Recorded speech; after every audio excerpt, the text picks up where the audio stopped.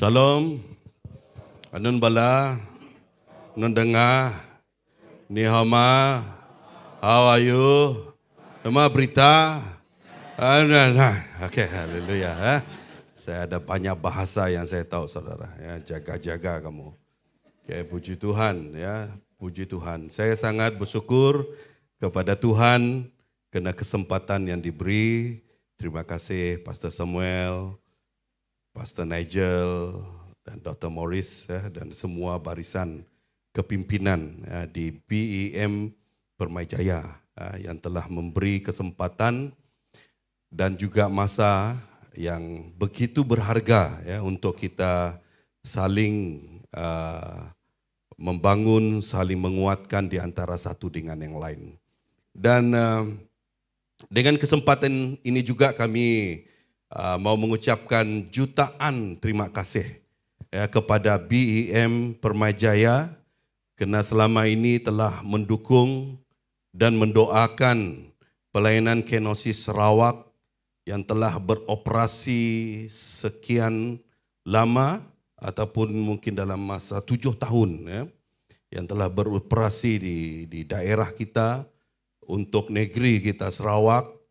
Dan terima kasih atas sumbangan, doa, dan BEM Permai-Jaya merupakan salah satu gereja yang konsisten di dalam memberi ke pelayanan Kenosis Sarawak. Beri tepukan kepada kamu. Dan minta maaf juga sebab kami jarang-jarang datang ke gereja kamu. Gereja kamu pula macam kasar juga. Ya, gereja kita di BEM Permai-Jaya kerana kekangan apatah lagi kita baru saja telah menempuh gelombang dan badai yang begitu kencang di dalam musim pandemik dan kita sedang dalam peralihan endemik belum 100%. Doktor, endemiknya. Jadi walau bagaimanapun kesempatan seperti ini kami dapat menyampaikan sedikit info seperti apa yang Pastor Roy telah sampaikan.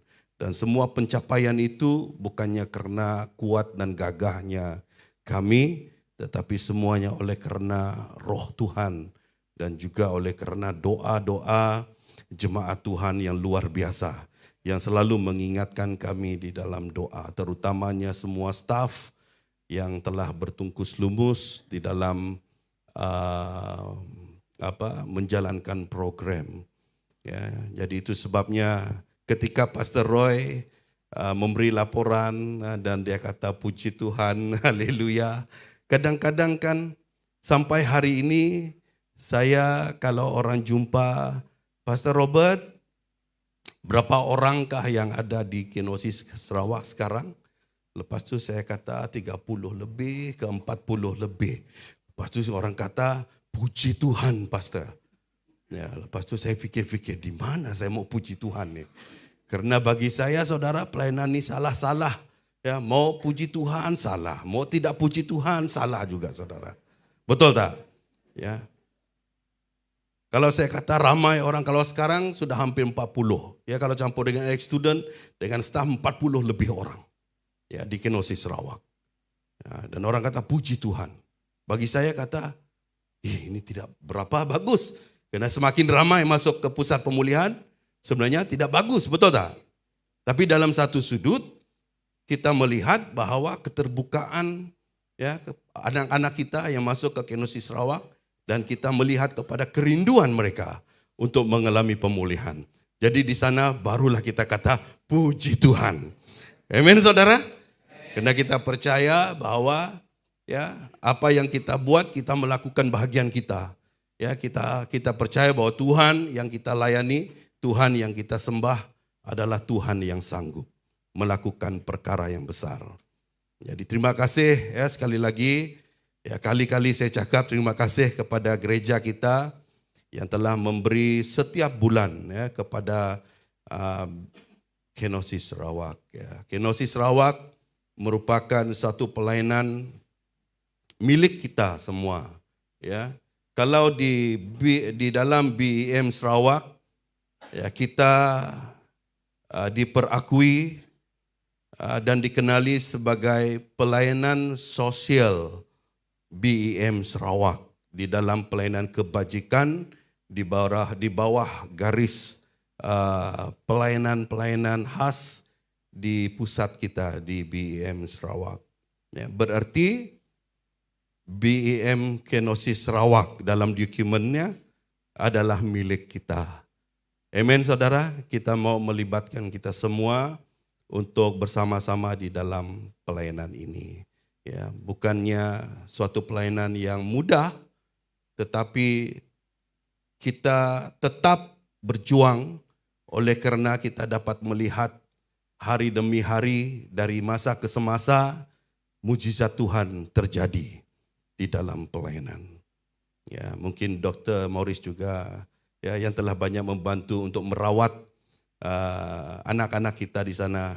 Ya, pada mulanya mereka ada penyakit lah, macam-macam lah, sakit di dalam hati, bukan sakit hati mau marah, sakit apa liver lah, apalah macam-macam penyakit. Tetapi dalam rawatan dan saringan, ya puji Tuhan, Dr. Morris juga selalu memberi update bahwa mengatakan ya, anak kita ini sembuh, ya penyakit ini sudah tidak ada. Ya semuanya karena mujizat Tuhan, saudara.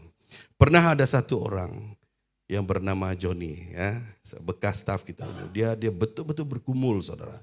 Dia bergumul dengan kesehatannya, dia bergumul dengan keadaan keluarganya. Pada suatu ketika dia datang dengan saya, dia kata, "Pastor, tolong masukkan saya ke detox room." Kenapa kata saya? Karena kita ada satu detox room, ya, macam lock up di balai polis. Ya, tolong masukkan saya. Sekali lagi kata dia. Kenapa?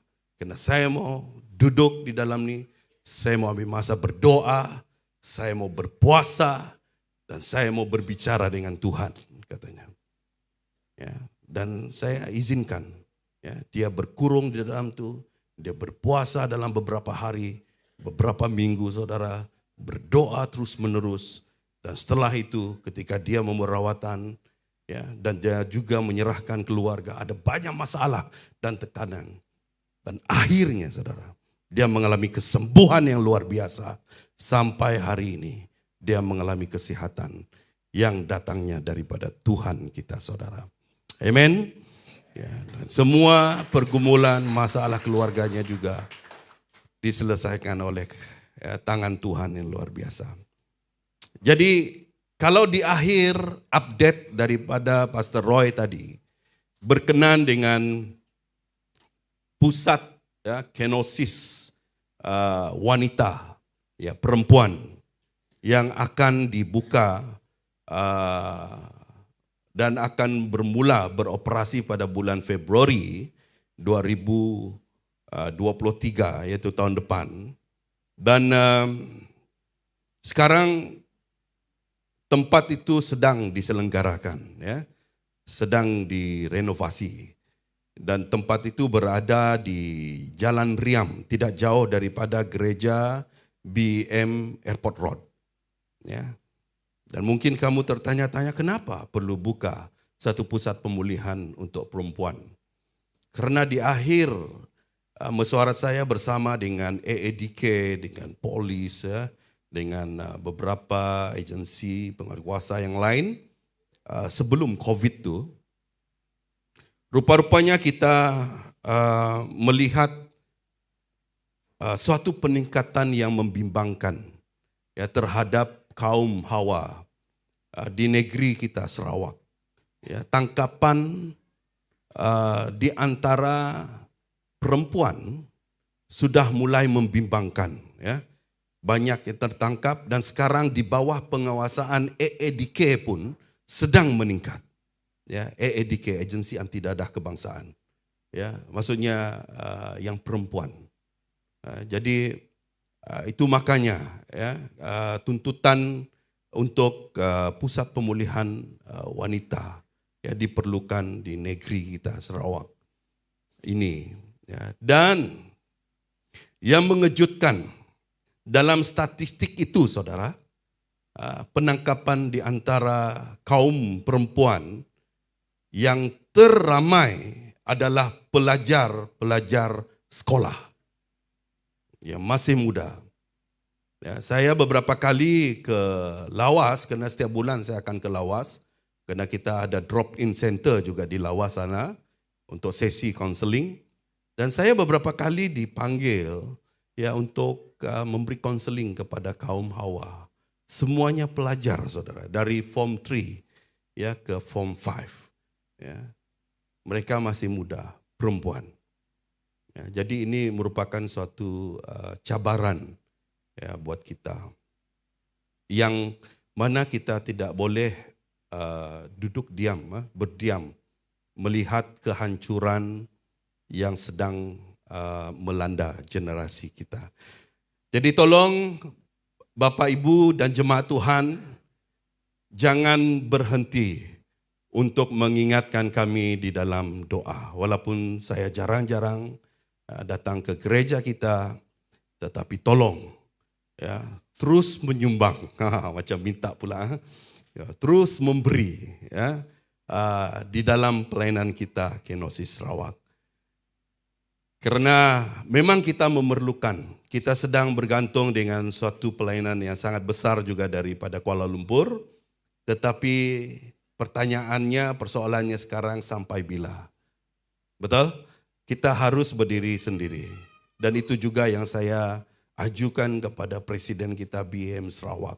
Ya, ketika saya berjumpa dengan beliau dan juga barisan MI, ya, supaya melihat ke depan, kita perlu merangkakan sesuatu supaya Kenosis Sarawak ini dapat berdiri sendiri, ya, di dalam keluarga sendiri, ya, di Sarawak ini, terutama di bawah naungan BM Sarawak. Oke, jadi saya harap semua kita terus menjadi rakan kerja kami ya di dalam pelayanan. Memang kita banyak keperluan ya.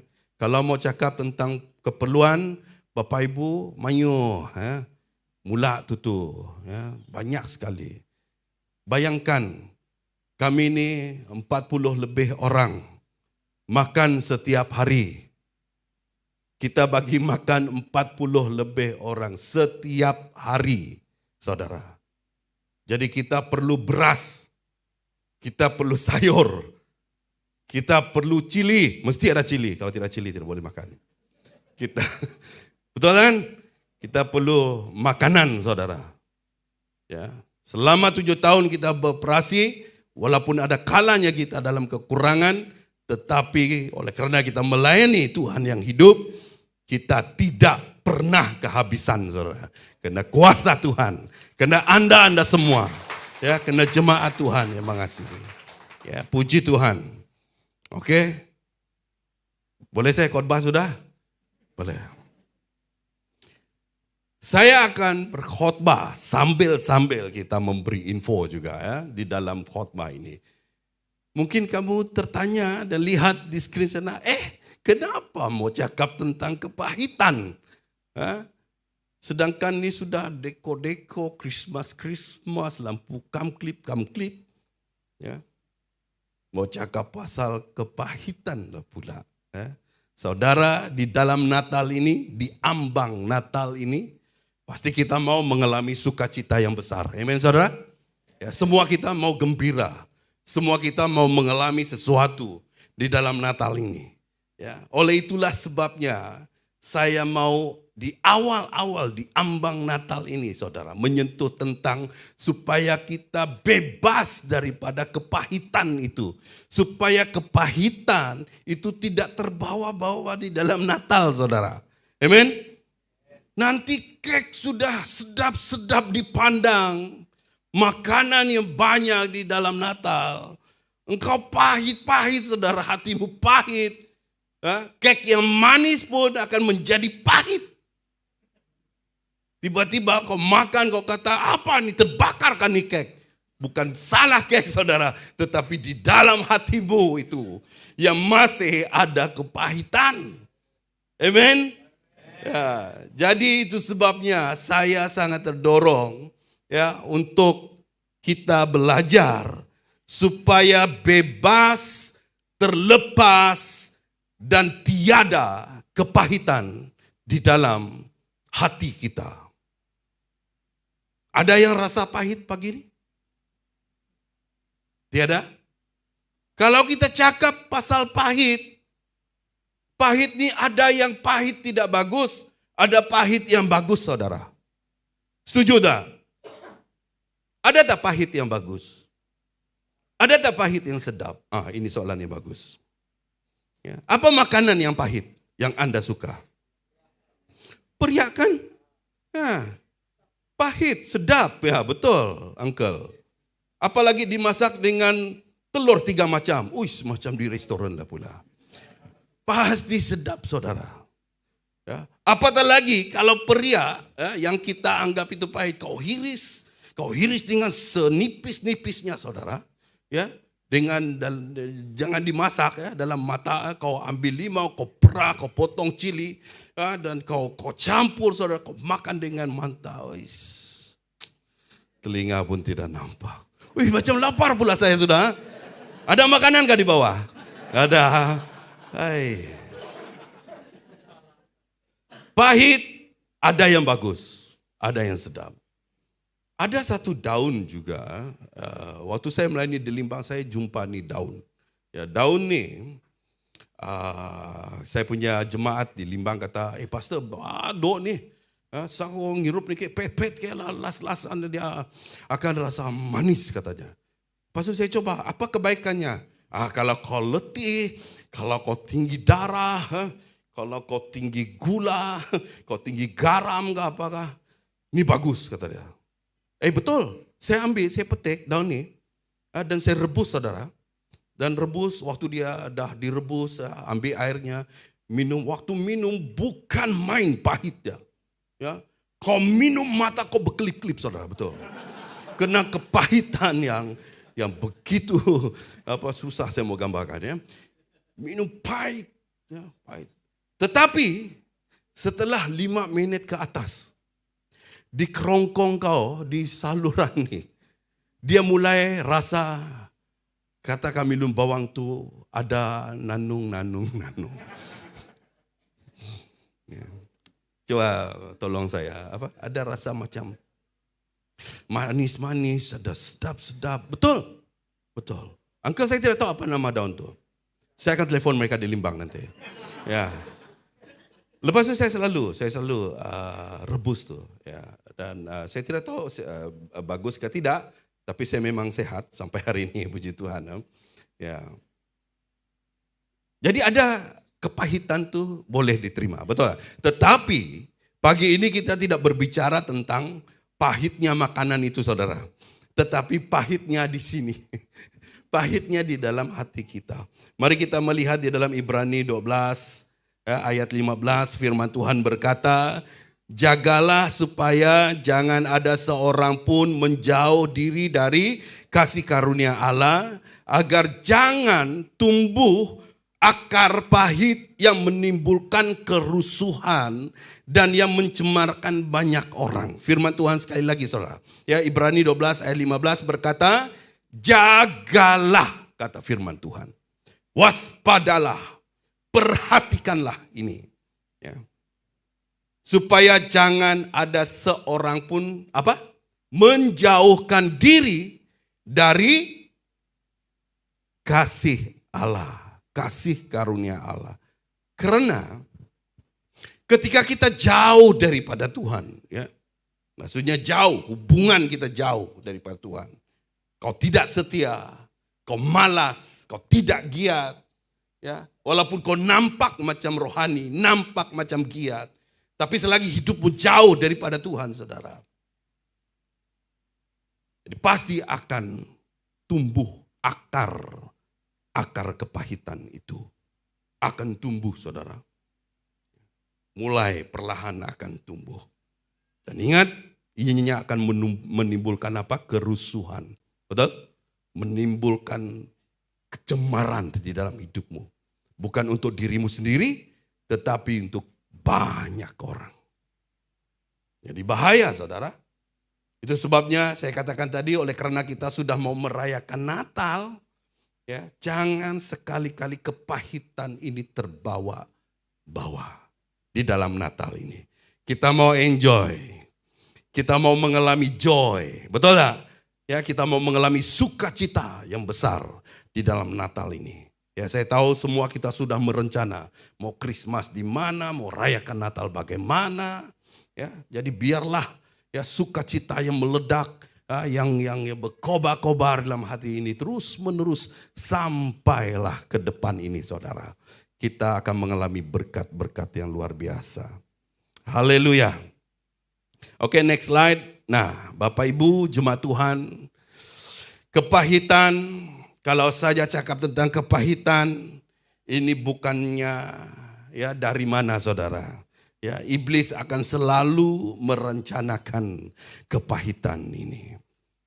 Kan iblis akan selalu ya akan menimbulkan kepahitan, merencanakan. Dia tidak mau melihat kita ini bersukacita.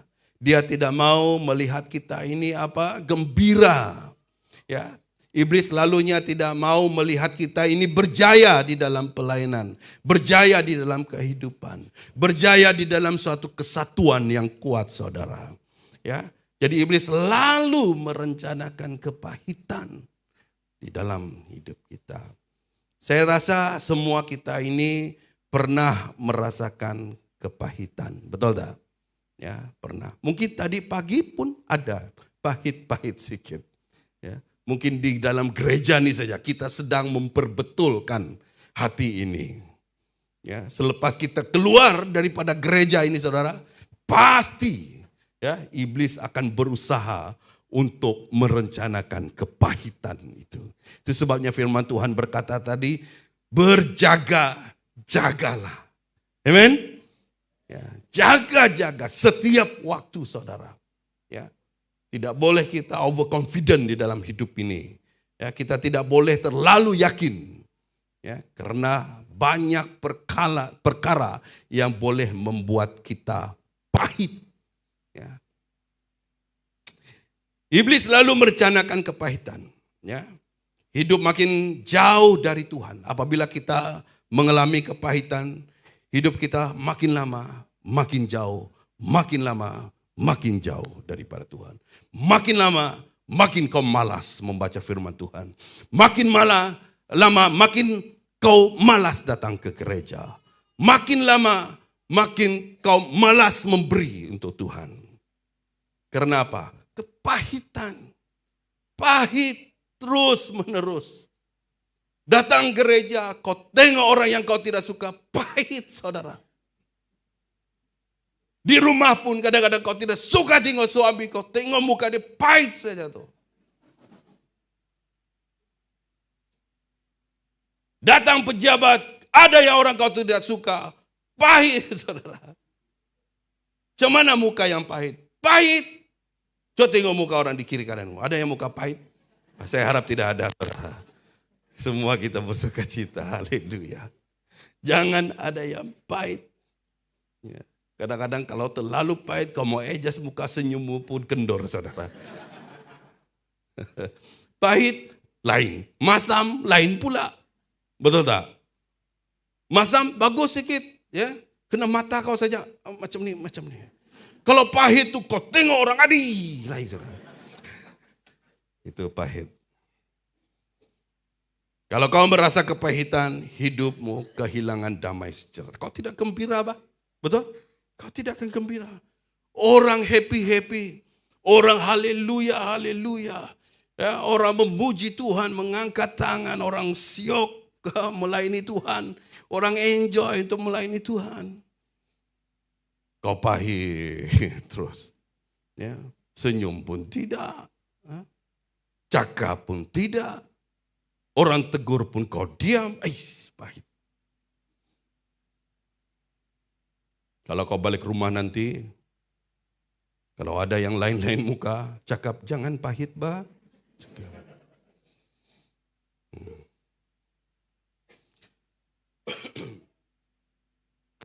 Dan hidup tidak peka terhadap suara Tuhan, betul tak? Berdoa pun tidak dapat. Ya. Fokus untuk berdoa pun tidak dapat. Mendengar suara Tuhan, apalagi suara Tuhan, suara gembala pun kau tidak dengar. Suara mak pun tidak dengar, suara bapak pun tak dengar. Kadang-kadang las-las karena terlalu pahit, suara Pontianak kau dengar, saudara. Suara hantu kau dengar. Ya, kalau di Kenosis banyak yang dengar suara. Harap saya punya staf tidak dengar suara. Pastor Roy ada dengar suara kan? Tidak ada. Kena akibat ketika mereka terlalu dan sering overdose dan apa oleh karena penyalahgunaan dadah. Ya, kesannya mereka boleh dengar suara. Betul? Jadi yang belum makan dadah, jangan makan dadah. Kau akan dengar suara. Betul saya cakapnya. Ya, ada satu budak, ya, student kita, dia tidak mau makan. Ya, beberapa kali tidak mau makan. Makin lama makin kurus. Ya, kita tanya, kenapa kau tidak mau makan? Ya, suara yang saya dengar tidak suruh saya makan. Dia kata dalam nasi ini ada racun. Kalau saya makan, saya mati. Sampai macam ini, saudara. Dan itu akan terjadi seumur hidup. Ini bukan pahit lagi nih. Entah apa nih. Ya. Jadi kalau kita di dalam kepahitan, ya, kita tidak dapat dengar suara Tuhan. Ya, kita tidak tahu di mana dan kemana arah tujuh hidup ini. Itu sebabnya kita harus fokus kepada Tuhan. Ya. Dan merindukan hubungan yang harmonis dengan Tuhan. Ya, supaya kita benar-benar dapat mendengar suara Roh Kudus. Ya, ketika Roh Kudus berbicara, pasti damai di hati kita. Amin, saudara? Ya, kita akan merasa kekuatan itu kembali. Kalau kita di dalam kepahitan, emosi pun tidak stabil. Betul tak? Tidak stabil. Kau pahit di hati, saudara, kau tidak stabil emosi kau. Kau marah-marah, kau benci dengan orang. Lalat limpas kau kejar juga, saudara. Kau marah. Betul. Ada satu uncle saya nih. Dia punya emosi ini lain, saudara. Kalau dia tidur tengah hari, ini di kampung saya, bukan kampung kamu. Dia tidur tengah hari. Biasalah ayam kadang-kadang berbunyi tengah hari kan. Marah dia kena ayam. Si do pamuyo berina. Dia cakap lembawang. Dia turun, saudara. Turun, tengok di bawah rumah. Mana ayam yang kuat bunyi tadi. Dia kejar tu. Dia bunuh tu ayam, saudara. Baru kau tahu, dia bilang. Ya,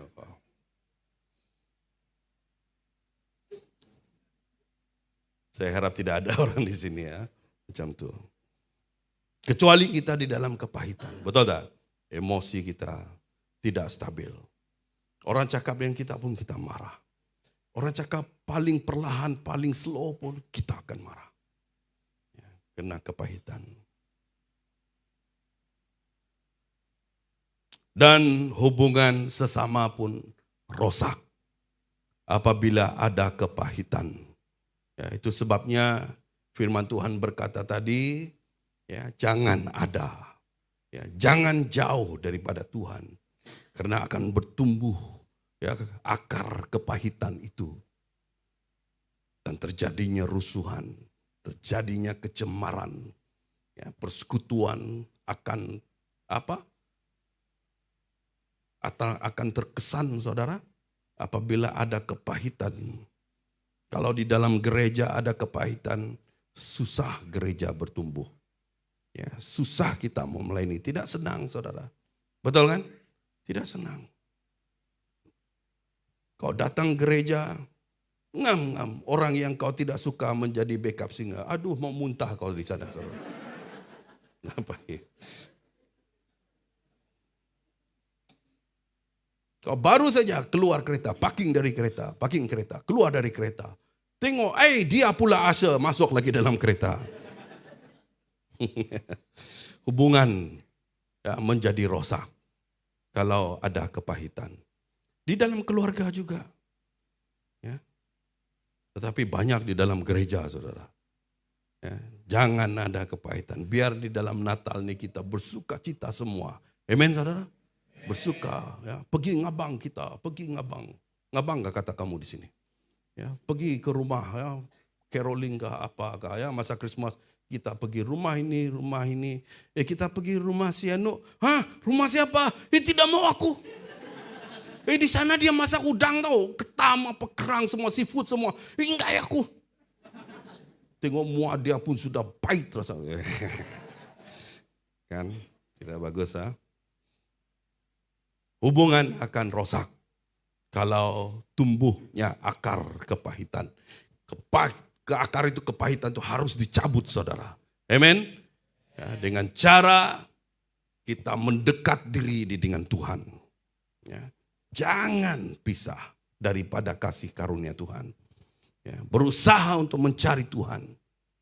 Ya, menjaga hubungan kita dengan Tuhan. Setiap hari, setiap waktu. Apa kata Raja Daud? Ya, dia mau di dalam pelatarannya Tuhan itu. Ya, 1000 tahun di dalam pelataran. Senantiasa merenungkan firman Tuhan siang dan malam. Ya, punya kerinduan yang luar biasa. Ya, untuk mencari wajah Tuhan saudara. Jangan malas. Ya. Jangan buat malas juga saudara. Ya, harus senantiasa mencintai ya, firman Tuhan ya, di dalam kasih Tuhan. Saudara, di dalam pelayanan Kenosis Sarawak. Pelayanan ini bukanlah seperti yang saya katakan pelayanan yang mudah. Ya. Karena kalau di dalam pengalaman saya yang dalam beberapa lama ini. Saya melayani Tuhan di gereja sebagai gembala seperti Pastor Samuel, Pastor Nigel. Sekitar 24 kah 25 tahun, 24 tahun sebagai gembala gereja. Jadi pahit manis dalam gereja itu kita tahu. Ya. Tapi setelah saya diberi, ya, ditawarkan untuk pelayanan di Kenosis Sarawak, saya berpikir saudara, ya, masa itu saya berpikir. Tetapi saya bangga juga, ya, ketika saya ditawarkan, ya, melayani di antara suatu golongan yang agak terpinggir dari masyarakat.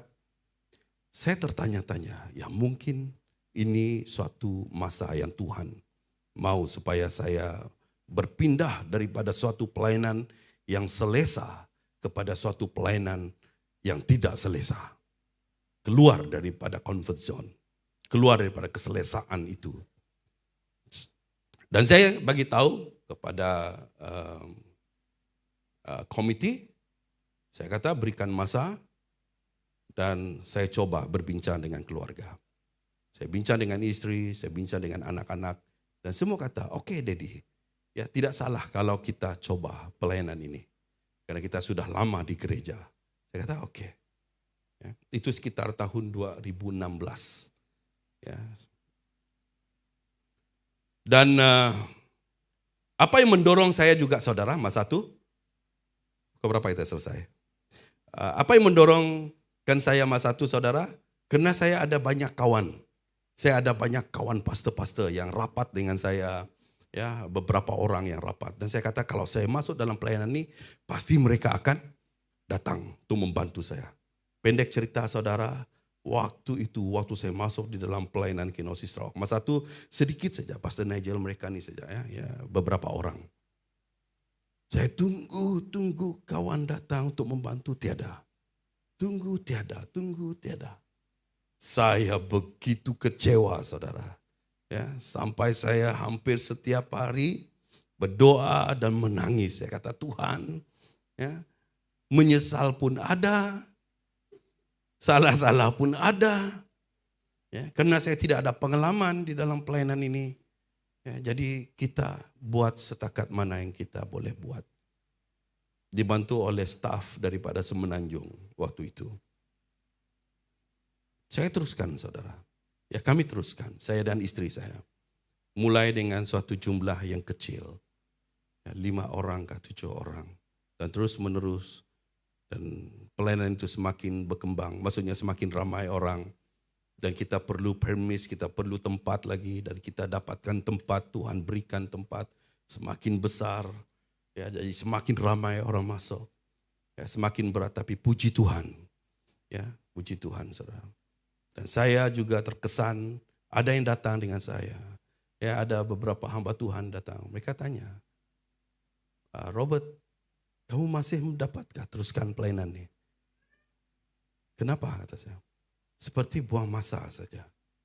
Ya, dan buang duit ya, untuk pelayanan seperti ini. Saya kecewa, saudara, ya, mendengar kata-kata.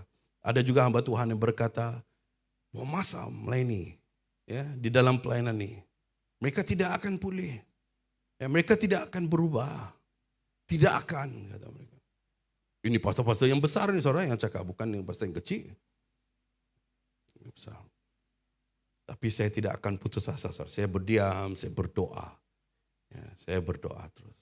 Cuma yang saya kesal, yang saya heran, orang yang cakap dengan saya adalah orang yang lebih senior.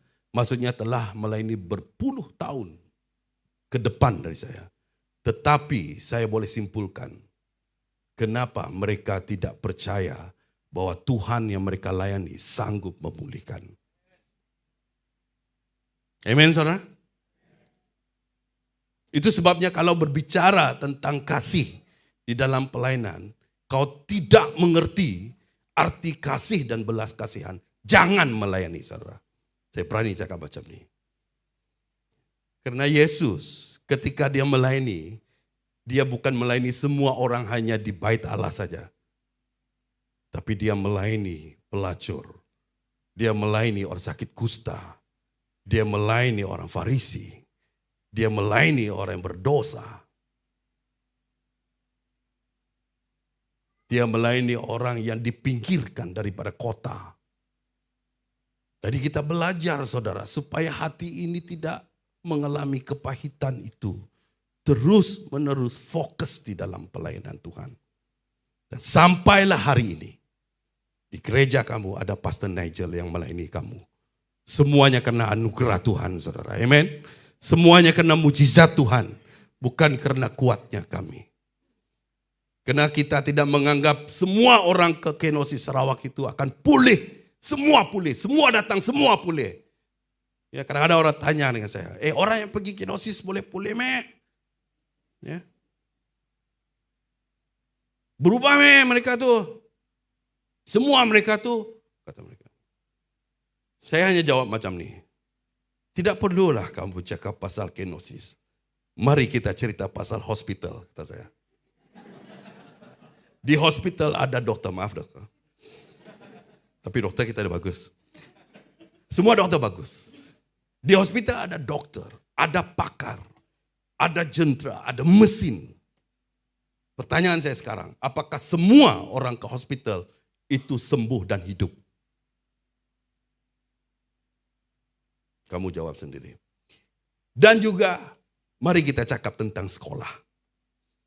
Di sekolah, baik sekolah rendah, sekolah tengah, sekolah tinggi. Sekolah lebih tinggi lagi.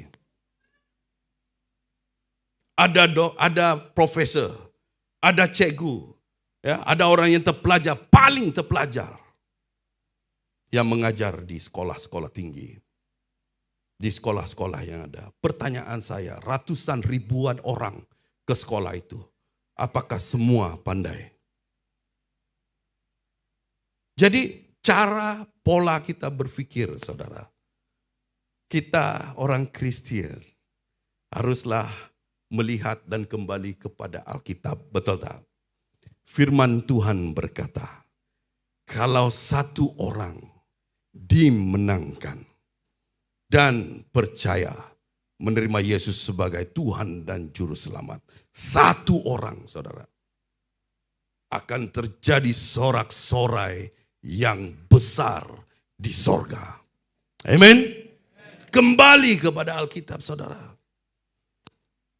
Dan waktu itu ketika saya menerima kritikan, saya terbuka, saya belajar, saya jaga hati. Saya tidak mau pahit-pahit, saudara. Kalau saya mengalami kepahitan, udah lama saya tinggalkan mereka nih. Betul, bagus saya jadi gembala. Kan khotbah-khotbah kau dengar tidak dengar, suka hati kau. Saya khotbah terima gaji, khotbah orang bagi love gift, khotbah saya makan, saya gemuk. Betul, saya cakap betul saudara.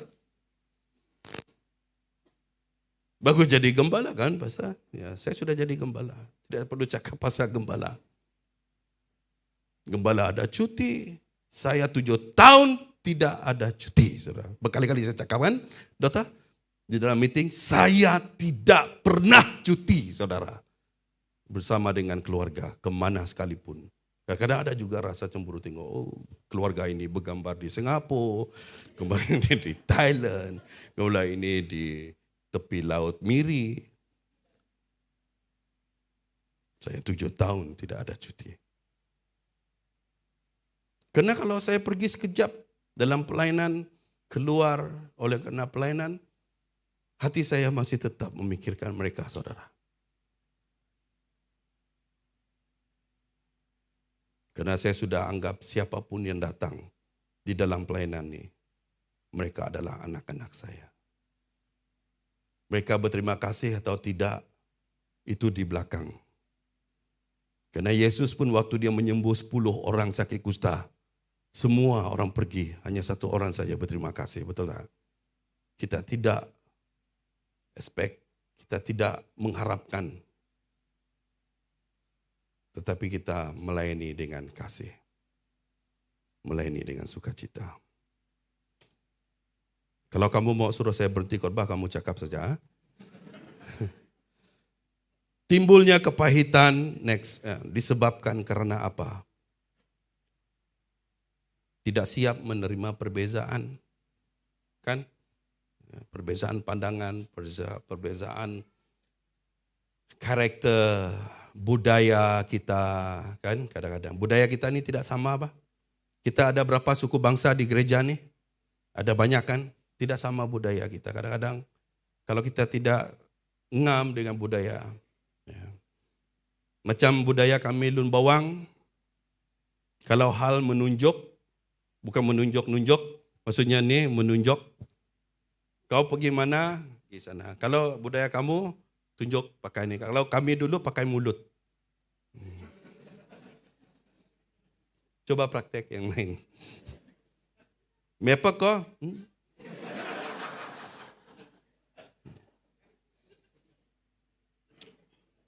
Mana kau dapat tu? Betul tak yang Lun Bawang? Betul lah. Kita pakai mulut dulu. Sekarang saja pakai tangan. Dan cara kita mengiya pun tidak sama. Kalau kami Lun Bawang tidak sama. Saya cakap pasal Lun Bawang karena saya Lun Bawang. Mengiya maksudnya ngemo. Kau dah makan kah? Ada yang Kalau mereka Lun Bawang di Temburung lain lagi. Oh, kata mereka. Yang di Brunei. Kau dah makan kah? Oh. Kalau Lun Bawang Lawas, dokumen kau apa? Kalau di Baklalan, siapa Baklalan sini? Ada kan yang Baklalan? Baklalan lagi bagus, saudara. Saya senang dengan mereka. Kamu udah makan? Kata mereka. Betul atau tidak? Tapi jangan bagi tahu mereka lah.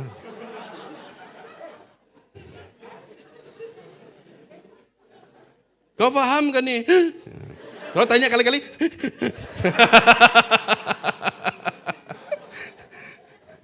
Kadang-kadang karena budaya pun boleh payah juga. Yang Lun Bawang kan tunjuk. Apa dia ni macam ni? Lain pula rasa kan. Puncanya juga terlalu memikirkan hal-hal yang menyakitkan. Selalu fikir yang negatif. Jangan saudara ya. Tidak belajar bersyukur dan memahami rencana Tuhan kan. Kadang-kadang kita mengalami tekanan, mengalami apa-apa cabaran. Dan kita tertekan, selalu pikirnya negatif, pikir susah saja. Ya, jangan, tetap bersukacita ya, tetap cari Tuhan. Dan yang terakhir mungkin ya, membuat kepahitan dapat dilakukan ya, membuang kepahitan, kita bebas dari kepahitan. Ya, belajar bersukacita dalam segala perkara. Amen saudara? Ya, belajar untuk bersukacita, cari di mana ruang. Ya, cari bagaimana untuk kita terus bersukacita, enjoy dalam hidup ini. Ya. Dan sukacita itu hanya ada di dalam Tuhan kita. Ya, pikirkan hal-hal yang positif. Ya, mengimani akan rencana Tuhan yang terbaik. Tuhan tidak pernah merencanakan kecelakaan, tapi Tuhan selalu merencanakan masa depan yang penuh dengan harapan. Amin, saudara. Ya, belajar akan mengampuni, pengampunan yang tulus, ikhlas, dan belajar untuk mengampuni orang. Ya. Kalau kita sudah mengampuni, jangan lagi mau ingat-ingatkan kesalahan-kesalahan. Ya, forgive and forget. Ya. Karena Tuhan berkata ketika Dia mengampuni kita, saudara, apa kata firman Tuhan dalam Mazmur? Dia buang kesalahan pelanggaran kita itu ya jauh ke dalam tubir laut. Maksudnya yang paling dalam, supaya aku tidak mengingat-ingatkan kesalahan dan pelanggaran kita. Itu kata Tuhan. Tapi kata kita orang Kristen lain, saudara. Sudah Tuhan buang ke tubir laut, kita jadi penyelam profesional. Kita mau cari kesalahan orang lain tadi. Mana dia? Ya, Pastor barulah kau cerita. Dia tuh dulu nih Pastor Robert dulu. Selalu dia nih curi selepar orang. Masa dia sekolah dulu. Ini orang ini penyelam profesional, saudara. Jangan sekali-kali. Belajar akan pengampunan yang tulus, ikhlas. Kau mengampuni orang, berarti kau lupakan segala-galanya. Amin, saudara? Ya, perbetulkan dan pulihkan hubungan kita. Oke, kesimpulan daripada firman Tuhan pada pagi hari ini, kepahitan itu tidak pernah membawa dampak yang positif. Tidak akan pernah, saudara. Ya, kepahitan itu tidak pernah ya membawa dampak yang positif. Namun ianya akan terus mengikat kita ya, dalam keputusasaan, ya, dalam keadaan yang down, dalam keadaan yang susah. Ya, oleh sebab itu sebagai anak Tuhan, buanglah kepahitan itu ya, dan bebaslah, saudara. Ya, hendaklah senantiasa hidup dalam kasih, sukacita, ya, dan damai, bersyukur karena kita memiliki pengampunan Tuhan setiap hari. Mari kita berdoa. Terima kasih Tuhan atas anugerah-Mu. Terima kasih atas kesempatan yang luar biasa.